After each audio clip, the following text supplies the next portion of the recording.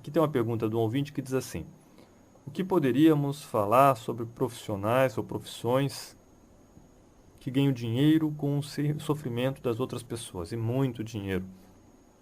Coloca aqui o ouvinte. Bem, o que acontece, tem uma historinha que eu acho interessante, que talvez traduza melhor tudo isso. Na história de Krishna, inclusive tem umas questões interessantes da história de Krishna, porque é parecida com a história de Jesus Cristo em alguns pontos. Os dois nasceram em 25 de dezembro, os dois nasceram de uma virgem, e assim vai, uma série de outras, entre aspas, coincidências. Mas tem uma história na história de Krishna que eu acho interessante, que ele estava junto lá com o mestre dele, e ele gostava muito desse mestre, ele tinha um carinho todo especial a esse mestre. E justamente chegou um dado instante em que um tirano, veja que também nesse ponto parece com a história de Jesus, porque esse tirano, um rei lá, soube que teria nascido um ser que se tornaria rei. Então ele precisava matar esse ser. Assim como na história de Jesus Cristo, tinham que matar lá as criancinhas para evitar que aquela criança, a hora nascida, se transformasse também no rei, né, que seria o caso de Jesus Cristo. E justamente ele encontra Krishna, que era ainda criança, e arma a flecha lá, né, o seu arco, e deflagra uma flecha contra Krishna. No entanto, o mestre de Krishna, que estava o ensinando, né, o seu mestre espiritual, ele se joga na frente da flecha e a flecha transpassa o seu mestre. E aquele momento de muita tristeza, onde Krishna chega próximo ao mestre e diz: mas isso não é justo, né? Não poderia, o senhor não poderia morrer nesse momento. E todo aquele drama, aonde o mestre diz o seguinte: diz, morrer eu vou morrer de qualquer maneira, seja hoje ou algum outro dia, não há nada de errado em eu estar morrendo. No entanto, entenda uma coisa com esta situação. O, a vítima encontra-se antes do arco, não depois do arco. Ou seja, que mesmo ele estando ali, sofrendo aquela situação, né, ele foi transpassado pela flecha e logo depois ele morre. Mesmo ele passando por isso, ele, o mestre, se diz que ele não é a vítima. A vítima encontra-se antes do arco. A vítima foi quem deflagrou a flecha. A pessoa que sofreu aquela consequência, como ele colocou, já vai morrer e tal, mas quem deflagrou a flecha tem que responder por aquela flecha, tem que responder por aquela morte. Então, quando uma pessoa tem uma profissão na qual ele acaba agredindo outras pessoas, por mais que pareça momentaneamente que aquilo é uma coisa boa, porque eu estou colocando muito dinheiro no meu bolso e com isso eu vou comprar muitas coisas, ou sei lá, eu estou passando pessoas para trás e eu sou um cara esperto. Por mais que você faça isto desta forma, o que vai acontecer no futuro? Você vai ter que responder por aquilo que você fez. Você vai ter que prestar contas de cada situação. Então a gente não pode se enganar acreditando que a pessoa vai ficar ilesa. Ela pode ficar ilesa pela justiça da terra, mas existem planos maiores que cobram muito mais do que essa justiça. Aqui que essa justiça da terra a gente sabe que ela falha, né? Há muitos erros, existem muitas formas de ser burlada, mas a justiça cósmica, essa justiça maior, esta não falha nunca. Eu não estou falando isso para você dizer, ah, que bom, o fulano vai pagar um dia, porque isso também não presta. A gente deve pedir que tudo aquilo que venha de negativo para a gente volte em amor, em compreensão. E que aquela pessoa que está agindo da forma equivocada, que está, através da sua profissão, causando problemas em outras pessoas, sejam eles de qualquer natureza que possa ser, essa pessoa precisa de ajuda. Essa pessoa precisa entender o que está se passando e como ela está se complicando a vida. Então, quando alguém fizer algo de errado contra você, não vá nessa linha. Ah, Deus castiga, tem uma história de Deus não mata, mas aleja. Ah, mas vai acontecer porque você está vibrando na mesma frequência. E na verdade você está desejando mal para aquela pessoa. Isso não nos é saudável. Importante aprendermos a naquele instante devolvermos, sim, porque a natureza por si só devolve, nem que não tivéssemos nenhum tipo de atitude, por si só a natureza sempre devolve, sempre volta. Essa é uma lei da física. Mas a gente pode pedir, A gente pode intervir para que a lei seja mais, que tenha misericórdia para com a outra pessoa. E que volte, não em segmentos de dor, mas que essa energia volte através da compreensão. Porque quando a gente compreende, não precisa mais sofrer. A dor ela serve para que a gente alcance a compreensão. Se você já alcançou a compreensão, não há mais necessidade daquele sofrimento, daquela dor. Costumo dizer que é mais ou menos como um paciente que está lá no hospital. Daí chega a enfermeira e diz: Ô, seu João, tem aqui o remedinho para o senhor, tá, beleza? Ah, obrigado, dona Maria. Que bom que você veio o remedinho hoje, né? Ah, que bom esse remedinho. Eu queria esse remedinho mesmo hoje. Aí tá, aí entrega o remedinho, daí ele pega, finge, põe na boca, tal, né? E depois que ela vai, ele cospe fora, joga lá no lixo, tá, beleza. Aí no dia seguinte, e a doença tá piorando, e a doença tá piorando. E vai e traz, ah, que bom, remedinho de novo, hein? Que bom, remedinho aqui pra mim, ah, que beleza, que muito bom, vocês são tão bom aqui, agrada a gente todo dia e tal, e vem com remedinho e tal. E daí não toma o remedinho de novo. Chega uma hora que a doença se agrava, a enfermeira tem que trazer o quê? Uma injeção e dar aquele remédio super forte na veia. Aí talvez você se pergunte, tá, mas não seria tão mais fácil se ele tomasse o remedinho, né? Não ficaria tanto tempo no hospital? Seria, se a pessoa quisesse fazer assim. Na vida também é dessa maneira. Se você não compreende algo, você não para entender, como a gente está fazendo agora nesse bate-papo. Vamos entender que a outra pessoa agiu de forma equivocada porque não sabia o que estava fazendo. Porque ninguém ensinou, porque ninguém ensina isso para ninguém. Não existem escolas nessa direção. Melhor, claro que existem, né? Mas são raras. Na nossa escola convencional, a gente aprende de matemática, física, português, mas dificilmente encontramos um professor que nos fale um pouco mais sobre ética, né, sobre equilíbrio emocional, sobre formas de olhar pela vida, fale sobre agregados psíquicos, sobre tudo isso que acontece no nosso interior. Isso é muito raro acontecer. Como isso não acontece, a tendência natural é que a pessoa não compreenda. Então, o que falar, como pergunta esse ouvinte, sobre pessoas que agem de forma errada, né, ganhando assim a sua profissão, que a profissão está agindo de forma errada. E existem muitas profissões que dizem, essa profissão tem que ser tipicamente errada. Eu discordo. Claro que existem situações onde o meio, né, a profissão do sujeito é a venda de drogas. Claro que a pessoa está vendendo drogas ali, né? Está vendendo maconha, cocaína. Como é que você vai conseguir transformar? Eu não sei, pode ser que exista, né? Mas existem outras situações onde pode sim ser transformado, onde você pode agir de uma maneira diferente. Eu já vi pessoas dizer, todo vendedor tem que ser mentiroso. Isso não é verdade.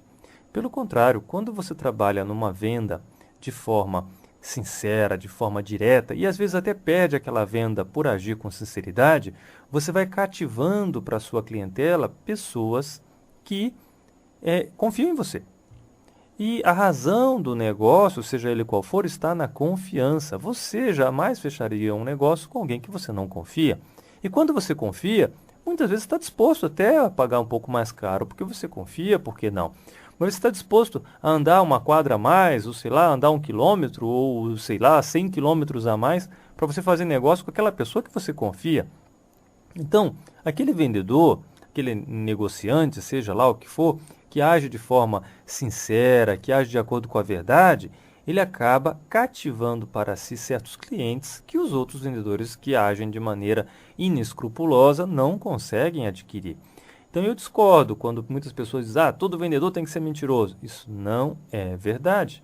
Não há a mínima necessidade. A pessoa pode agir sim e deve agir de forma sincera, porque vai conquistar um número de clientes fiéis pela sua sinceridade. E a gente tem que perceber que o mais importante está nessa fluência divina. Claro, essa energia que cura, essa energia do amor maior, essa energia cósmica, isso é o mais importante para a gente. Não adianta, você que está aí, que está fazendo as suas mentiras, né? Gosta de contar mentira todo dia. Você está perdendo saúde, você está perdendo paz, está perdendo equilíbrio. Aí depois, mas nada dá certo na minha vida, as coisas tudo complicado aqui, não vai. Por que não vai? Deixa essa luz maior passar por dentro de você. Deixa isso fluir de uma maneira distinta. E as mentiras que você conta para você mesmo? Claro, pois a gente mente para a gente mesmo. Eu tenho uma maneira de lidar com certas mentiras que eu digo assim, traz lá um tijolo. Mas para que eu vou trazer um tijolo? Traz um tijolo, Não, mas para que você está trazendo um tijolo? Quer que eu traga tijolo para quê? Para a gente conversar. Eu, você e o tijolo. Mas agora você ficou, eu já sabia que você era meio tantã das ideias, né? Mas para trazer tijolo para a conversa, sinal que você ficou completamente biruta. Eu disse, biruta eu sou faz tempo, mas por que eu trago tijolo para a conversa? Porque você não está querendo, você não consegue convencer a mim com a tua mentira. Você não está conseguindo convencer nem a você mesmo com a sua mentira. Então nós dois vamos tentar convencer essa mentira, vamos tentar convencer o tijolo. O tijolo fica mais fácil, ele fica quietinho lá, ele concorda contigo, com tudo, né? Vamos convencer o tijolo essa mentira, porque essa mentira não me convence e não te convence. E você já parou dessas mentiras próprias, essas mentiras que você conta para você mesmo? Está na hora de cortar isso. A partir do momento que começamos a ter uma ligação mais forte com a verdade, aí sim as coisas vão se transformando. Aí tudo vai modificando na nossa vida, né? Tem aqui a Rose que diz assim: falta você ver o meu e-mail. Desculpe, Rose, eu não vi teu e-mail ainda, né? Eu não sei, vou dar uma olhada vasculada na caixa de mensagem lá. É porque às vezes a gente trabalha um pouco além da conta e acaba faltando. Mas eu vou dar uma olhada nesse e-mail da Rose e se não chegou por algum motivo, Rose, pode ser que você tenha mandado por um endereço errado ou não sei, mas a gente vai, deixa eu dar uma olhada no e-mail da Rose e a gente fala aqui outro dia sobre esse e-mail. Tá, tem um Nhonhon que diz aqui: é normal dormir quando eu vou fazer relaxamento? Eu gosto muito de suas histórias, mas acabo dormindo na hora do relaxamento. Ô, Nhonhon, obrigado pela sua participação aqui no programa, né? Seja sempre muito bem-vindo. Faz tempo que você não conversa aqui com a gente. Olha, é normal sim, você pode. O ideal é que a gente não durma num relaxamento, numa meditação. Por quê? Porque você aproveita mais. Mas quando você dorme, você tem um sono muito superior porque você dormiu enquanto estava relaxado. Ou seja, as duas coisas são boas. Quando o nosso propósito é de autoinvestigação, eu estou fazendo relaxamento, fazendo uma meditação para eu descobrir por que eu estou com medo, né, de enfrentar aquelas pessoas lá no emprego. Por que eu estou com medo de falar sobre isso? Por que a minha vida está assim? Eu quero uma resposta. Aí não é ideal você dormir porque pode ser que a resposta não venha. Ou até pode ser que você receba essa resposta através de um sonho, o que é muito comum. Mas, via de regra, o ideal é que a gente consiga dominar o nosso sono. E existem técnicas para isso. Você, por exemplo, não fazer uma prática de relaxamento ou de meditação deitado, isso já ajuda. Se estiver deitado, não põe o travesseiro, porque o travesseiro vai fazer com que você durma mais fácil. Você fazer uma prática de meditação não no seu quarto. Por que eu estou falando tudo isso? Travesseiro, cama, quarto, lembra o quê? O momento de você dormir. Quando você entra nesse ambiente, naturalmente o teu corpo, né, naturalmente o teu cérebro diz: opa, agora está na hora do Nhonhon dormir, então vamos dormir, Nhonhon. É mais ou menos assim que a coisa funciona. Agora, se você vai para a sala, ou para a sala, né, do lugar de dormir, percebe que essas coisas nos ajudam. Mas você vai dizer: não, mas eu só posso fazer, eu só tenho essa condição de fazer no meu quarto, não tenho outra condição de fazer não. Tá, tudo bem. Ali você tem que usar outras técnicas para conseguir relaxar. Até tem uma região, acho que na China, se eu não estou enganado, onde tem um mosteiro e os monges têm aquele rabinho de cavalo. Eles amarram o rabinho de cavalo numa cordinha, amarram essa cordinha lá em cima no travessão, sabe o travessão lá das telhas? Lá, justamente, põe naquele travessão, e aí na hora que eles dão o cochilo, a cordinha puxa o cabelo, claro, porque a cabeça cai, e daí eles se põem de novo em postura correta de meditação, né? Estamos falando aí que eles passam às vezes 6, 8 horas meditando, ou até mais do que isso. Então, é nessa linha, existem técnicas, né? De repente, não sei se você tem rabinho de cavalo, se tiver, amarra o teu rabinho de cavalo, um travessão lá, e aí você não dorme também. Estou brincando, pessoal, mas tem 1000 técnicas que a gente pode usar para não dormir. E se dormir também, qual que é o problema? Faz bem da mesma maneira. Depende daquilo que você está procurando. Vamos ver o que mais que tem aqui. Tá, tem mais SMS, tem um aqui. Bem, tá. Oi, Davidson, gostaria de saber como identificar quando perdoei alguém de verdade. Abraço da Clau. Um abraço, Clau, para você também. Como é que a gente identifica? Se diz que você identifica quando há um esquecimento total do acontecido. Então, quando você esquece, quando me perguntar, mas o fulano pisou no teu pé. Não, pé, pisou. Não, não lembro mais disso, não. Quando aquilo vem sempre à tona, volta e meia você está ligando, quando você fala sobre aquela pessoa, vem à tua memória aquele fato, é por sinal que você não perdoou. Você está sempre ligado àquela situação, sempre está vindo na sua memória aquele acontecido, é sinal de que não perdoou, é sinal de que aquilo ainda é muito importante para a sua vida. E a gente tem que aprender a abrir mão desse grau de importância. A gente tem que aprender a deixar as coisas fluírem. Para isso existem diversas técnicas. Você pode trabalhar com entender o porquê que a coisa aconteceu. E aí você vai se libertando daquela dor, se libertando daquele sofrimento. Parte desse sofrimento está no nosso egoísmo, sim, no nosso egoísmo próprio, né? Parte desse sofrimento está no nosso orgulho. Não, imagina por que que a pessoa fez isso comigo, mas eu, né? Como que fez isso comigo? E vem esse eu maior. E a gente precisa compreender que nós estamos aqui só de passagem, que não somos assim tão importantes nesse sentido e que precisamos sim ter compaixão, ajudar. E uma frase taoísta que eu sempre gosto de repetir aqui no programa diz que aquele que menos sabe amar é o que mais necessita de amor. Então precisamos estender a nossa mão. Isso não tem nada a ver com ser capacho, isso não tem nada a ver com você não. Como foi colocado aqui outro dia no programa sobre a questão do amor exigente. Eu te amo, mas exijo que você tenha certas atitudes. Então, eu exijo que você me trate de forma adequada, claro, não quero menos do que isso.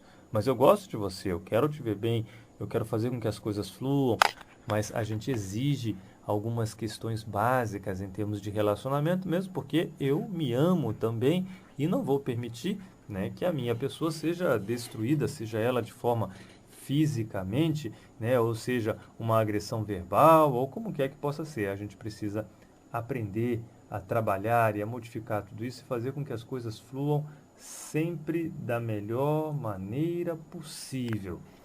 Bem, vamos nós, tem mais SMS aqui, gosto muito do programa, escuto todos os dias. Gostaria de saber então como mudar. Primeiro passo para a mudança, nós necessitamos sim de perceber o que está acontecendo na vida. O que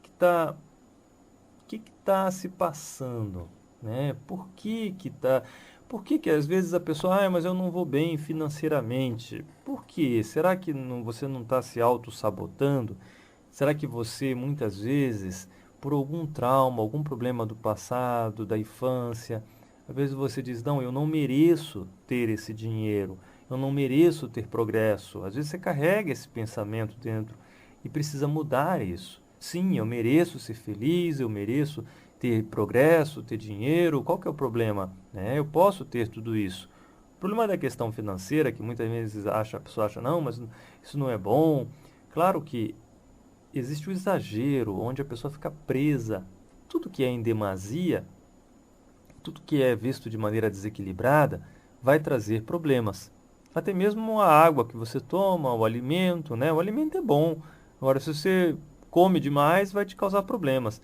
Também a questão financeira. Se você é escravo do dinheiro, aí a história se complica. Mas você sabe, quanto mais você recebe esse dinheiro, você ajuda outras pessoas também. Que bom, né? Que você tenha dinheiro, que você possa ajudar os outros. Não há nada de errado nisso. O progresso é uma coisa boa, desde que conduzida da maneira adequada. Mas tem muita gente que tem dentro de si a programação de que eu não mereço. Então, se eu não mereço, como que isso vai fluir? Como que as coisas vão acontecer na vida da gente? A gente precisa estar abertos, precisamos todos estarmos abertos para o progresso, para o crescimento interior, para a paz, para a harmonia, em todos os sentidos. E assim nós vamos fazendo fluir as coisas. Assim as coisas vão acontecendo cada vez melhor na nossa vida, né?